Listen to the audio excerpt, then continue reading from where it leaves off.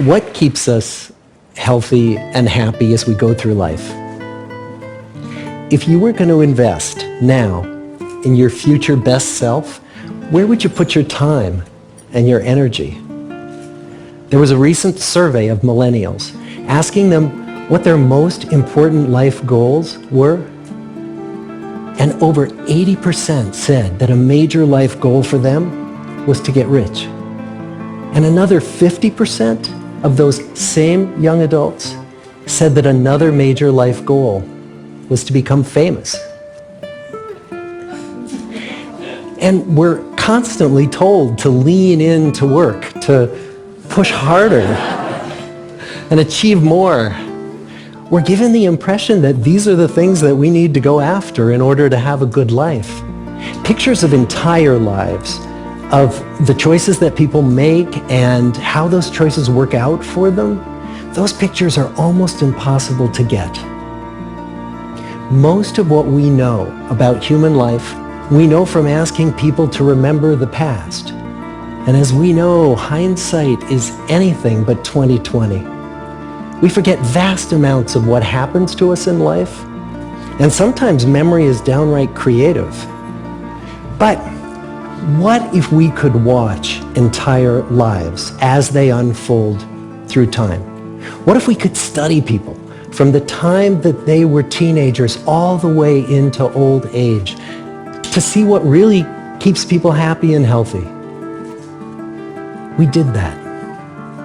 The Harvard study of adult development may be the longest study of adult life that's ever been done. For 75 years, we've tracked the lives of 724 men. Year after year, asking about their work, their home lives, their health, and of course asking all along the way without knowing how their life stories were going to turn out. Studies like this are exceedingly rare. Almost all projects of this kind fall apart within a decade because too many people drop out of the study, or funding for the research dries up, or the researchers get distracted, or they die, and nobody moves the ball further down the field. But through a combination of luck and the persistence of several generations of researchers, this study has survived. About 60 of our original 724 men are still alive, still participating in the study, most of them in their 90s. And we are now beginning to study the more than 2,000 children of these men. And I'm the fourth director of the study. Since 1938, we've tracked the lives of two groups of men. The first group started in the study when they were sophomores at Harvard College. They all finished college during World War II, and then most went off to serve in the war. And the second group that we've followed was a group of boys from Boston's poorest neighborhoods. Boys who were chosen for the study specifically because they were from some of the most troubled and disadvantaged families in the Boston of the 1930s. Most lived in tenements, many without hot and cold running water. When they entered the study, all of these teenagers were interviewed, they were given medical exams. We went to their homes and we interviewed their parents. And then these teenagers grew up into adults who entered all walks of life.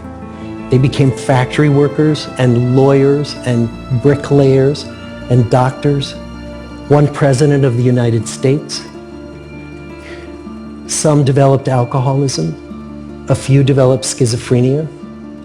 Some climbed the social ladder from the bottom all the way to the very top, and some made that journey in the opposite direction.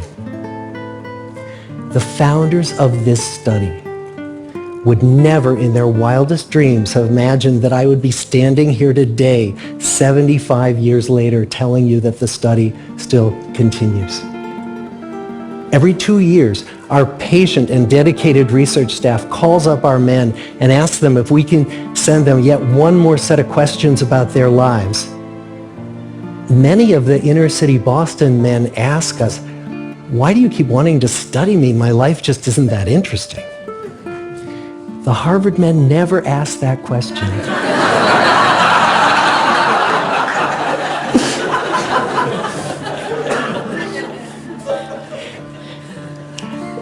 To get the clearest picture of these lives, we don't just send them questionnaires. We interview them in their living rooms. We get their medical records from their doctors. We draw their blood. We scan their brains. We talk to their children. We videotape them talking with their wives about their deepest concerns. And when about a decade ago we finally asked the wives if they would join us as members of the study, many of the women said, "You know, it's about time." So what have we learned? What are the lessons that come from the tens of thousands of pages of information that we've generated on these lives? Well, the lessons aren't about wealth or fame or working harder and harder. The clearest message that we get from this 75-year study is this: good relationships keep us happier and healthier, period. We've learned 3 big lessons about relationships. The first is that social connections are really good for us and that loneliness kills. It turns out that people who are more socially connected to family, to friends, to community are happier, they're physically healthier, and they live longer than people who are less well connected. And the experience of loneliness turns out to be toxic. People who are more isolated than they want to be from others find that they are less happy, their health declines earlier in midlife, their brain functioning declines sooner, and they live shorter lives than people who are not lonely. And the sad fact is that at any given time, more than 1 in 5 Americans will report that they're lonely. And we know that you can be lonely in a crowd and you can be lonely in a marriage. So the second big lesson that we learned is that it's not just the number of friends you have, and it's not whether or not you're in a committed relationship, but it's the quality of your close relationships that matters. It turns out that living in the midst of conflict is really bad for our health. High conflict marriages, for example, without much affection, turn out to be very bad for our health, perhaps worse than getting divorced. And living in the midst of good, warm relationships is protective. Once we had followed our men all the way into their 80s, we wanted to look back at them at midlife and to see if we could predict who was going to grow into a happy, healthy octogenarian and who wasn't.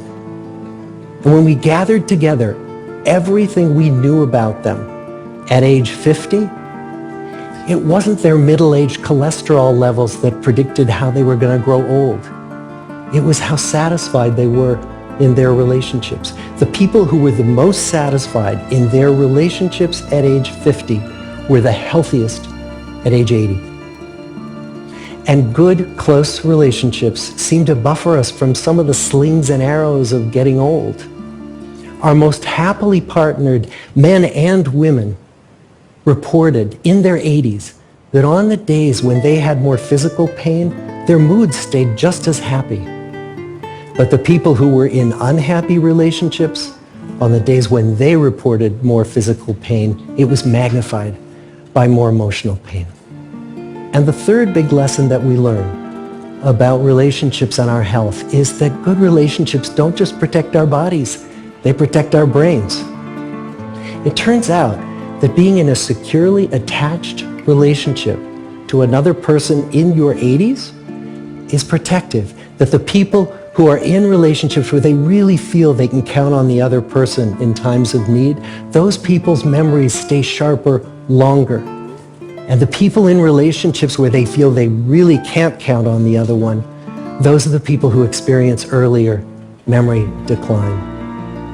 And those good relationships, they don't have to be smooth all the time. Some of our octogenarian couples could bicker with each other day in and day out. But as long as they felt that they could really count on the other when the going got tough, those arguments didn't take a toll on their memories.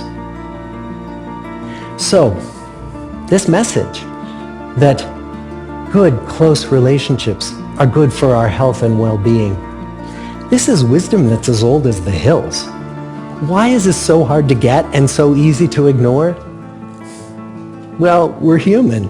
What we'd really like is a quick fix, something we can get that'll make our lives good and keep them that way. Relationships are messy and they're complicated, and the hard work of tending to family and friends, it's not sexy or glamorous. It's also lifelong. It never ends. The people in our 75-year study who were the happiest in retirement were the people who had actively worked to replace workmates with new playmates.